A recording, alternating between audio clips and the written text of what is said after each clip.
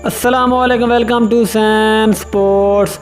दोस्तों, आपको एक और बड़ी ब्रेकिंग न्यूज़ से आगाह करते चलें कि एशिया कप के शुरू से कबल पाकिस्तान क्रिकेट टीम को एक और बड़ा झटका लग गया। शाहीन शाह आफरीदी के बाद पाकिस्तान का एक और मेन खिलाड़ी इंजरी का शिकार हो गया। जी हाँ दोस्तों, एक कन्फर्म खबर है कि पाकिस्तान के बेहतरीन ऑलराउंडर मोहम्मद वसीम जूनियर भी इंजरी का शिकार हो गए हैं और मोहम्मद वसीम जूनियर की भी इंजरी काफ़ी ज़्यादा सीरियस लग रही है। लेकिन अब इस वक्त मोहम्मद वसीम जूनियर के टेस्ट किए जा रहे हैं कि आखिरकार उसकी इंजरी कितनी सीरियस है, क्या वो एशिया कप खेल पाएंगे या फिर अभी तक इसका फैसला नहीं हुआ।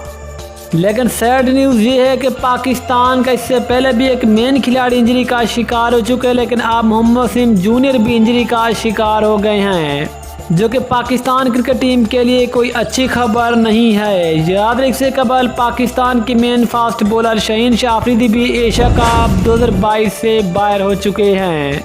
लेकिन अगर मोहम्मद वसीम जूनियर भी एशिया कप से बाहर हो तो फिर पाकिस्तान क्रिकेट टीम के लिए बहुत बड़ा झटका होगा।